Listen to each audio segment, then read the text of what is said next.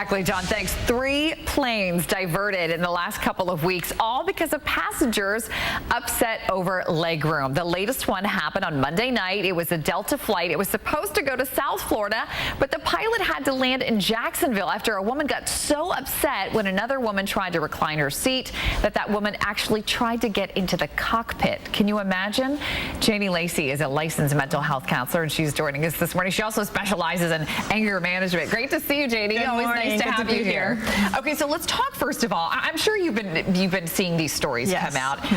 What has been your reaction of watching these stories come out in the last 2 weeks? Well, there are 3 things. The first thing, Amy, we want to consider is that 23% of the population will express their anger in public. Okay. So if we start with that, and then we have these stress and frustrating inducing situations like traveling on a plane and all the logistics that involves. And then thirdly, when we consider people's personal temperament, how do they handle stress? What's their tolerance level? What's their reactivity? And we have all 3 of those things. We are in a pressure cooker called a plane.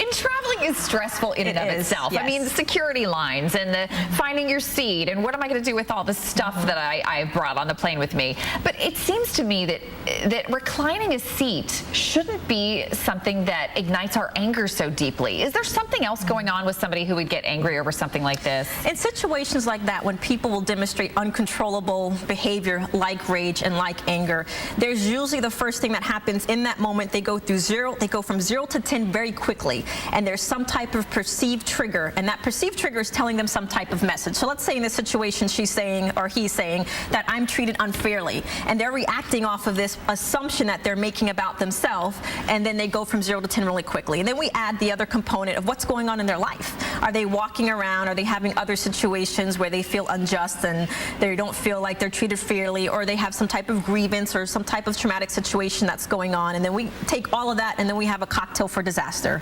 Okay, so let's talk about, because this has happened to all of us, either whether it's on the road, in an airplane, at a busy airport, wherever the situation is. We've all been in a situation where somebody's rude or we feel, jilted and we want to take out our revenge. What advice do you give people to get us to simmer down? Well, proactively, we should be working every day to have high tolerance for stress and being able to be flexible and be able to roll with it.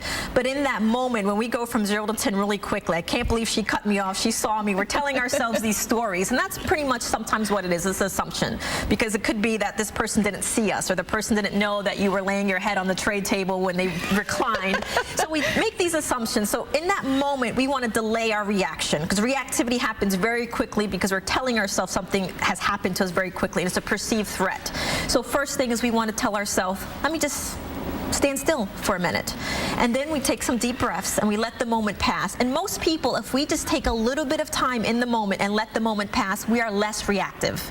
Whether it's in the traffic, whether it's in the plane, whether it's someone at work makes a comment to us that hits us the wrong way. Firing off the nasty email, right? We always think about that, right? You just wait for 5 minutes and suddenly it doesn't seem so important to send it, right? Right, we're very reactive, and just sometimes just taking the time just to slow down and realizing that what we're seeing may not necessarily be what's really happening. All right, Janie Lacey, how can people get a hold of you?